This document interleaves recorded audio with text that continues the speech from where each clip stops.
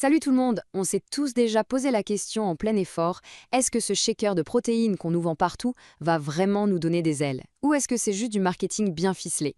Aujourd'hui, on met les pieds dans le plat et on décortique tout ça avec la science. C'est parti. Imaginez la scène, on est en plein match, la fatigue commence à se faire sentir.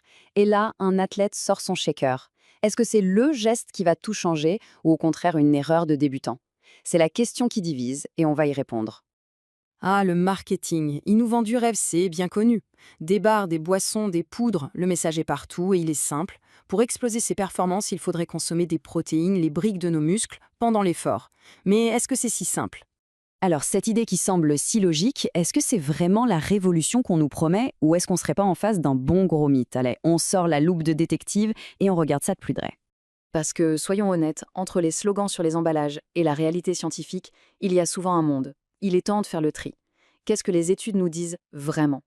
Pour y voir clair, il faut comprendre un truc essentiel. En science, toutes les études ne se valent pas, loin de là. La méthode, la façon de faire les tests, c'est la clé pour avoir une réponse fiable. En gros, il y a deux manières de tester la performance. D'un côté, le test jusqu'à l'épuisement, on demande à quelqu'un de tenir un rythme jusqu'à ce qu'il s'écroule. De l'autre, le contre-la-montre, parcourir une distance le plus vite possible. Lequel ressemble le plus à une vraie course? On est d'accord, c'est le contre-la-montre. Et c'est là que ça coince. Beaucoup d'études qui concluent que oui, les protéines ça marche, sont en fait biaisées. Elles utilisent le test jusqu'à l'épuisement, qui n'est pas réaliste, elles testent des sportifs qui n'ont rien mangé depuis la veille, et elles ajoutent les protéines à une boisson déjà sucrée. Forcément, si on donne plus de calories, la performance s'améliore un peu, mais ça n'a rien à voir avec les protéines elles-mêmes. Ok, maintenant qu'on sait comment faire une étude sérieuse, passons aux choses sérieuses. Que se passe-t-il quand on applique les bonnes méthodes dans des conditions réalistes? La question est simple au final. Si on prend un athlète qui a mangé normalement, qu'on le met dans une situation de compétition réelle, est-ce que les protéines prises pendant l'effort l'aident à aller plus vite? La réponse de la science, la vraie, est sans appel. Zéro. Nada. Aucun bénéfice sur la performance. C'est aussi clair et net que ça. Et attention, ce n'est pas juste l'avis d'un chercheur dans son coin, c'est un consensus scientifique confirmé par des analyses géantes qui ont regroupé des dizaines d'études. Et le pire, c'est que non seulement ça n'aide pas, mais ça peut même être contre-productif. Bonjour les crampes d'estomac et les soucis d'hydratation en pleine course. Mais pourquoi ces problèmes de digestion? C'est simple. Imaginez votre estomac comme un péage d'autoroute. L'eau et les sucres, c'est comme des motos, ça passe super vite. Mais les protéines, elles, sont plus complexes à digérer. C'est comme des gros camions. Elles créent un embouteillage et du coup, l'eau et le carburant essentiel n'arrivent plus assez vite aux muscles. Alors, on jette nos protéines à la poubelle? Surtout pas. Si elles sont inutiles, voire néfastes pendant l'effort, leur vrai super pouvoir se révèle à un tout autre moment. Et là, croyez-moi, elles sont absolument indispensables. La vraie question, ce n'est donc pas de savoir s'il faut prendre des protéines, mais bien quand il faut les prendre. Et ça change absolument tout. Pour bien comprendre, l'analogie de la voiture de course est parfaite. Pendant la course, la voiture a besoin d'essence pour avancer à toute vitesse. Ce carburant, ce sont les glucides.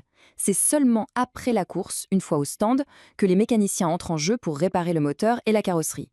Eh bien, ces mécaniciens, ce sont nos protéines. Cette phrase résume tout à la perfection. Vouloir se réparer avec des protéines en plein effort, c'est aussi absurde que d'essayer de changer l'huile d'une Formule 1 en plein Grand Prix. Ça ne peut que la ralentir. Donc le message clé à retenir, c'est celui-ci. Le rôle des protéines, c'est de construire, de réparer. Leur travail commence après l'effort. C'est là qu'elles vont venir réparer les petites fissures dans nos muscles pour nous rendre plus forts, plus solides et prêts pour le défi suivant. Bon, mais alors, cette règle, pas de protéines pendant l'effort, est-ce qu'elle est gravée dans le marbre? Presque, mais il existe une situation bien particulière où les choses sont un peu moins claires.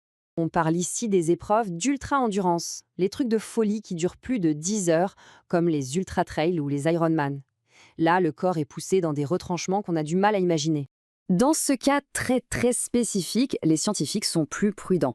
On manque encore de données pour affirmer quoi que ce soit avec certitude. Un petit bénéfice n'est pas totalement exclu.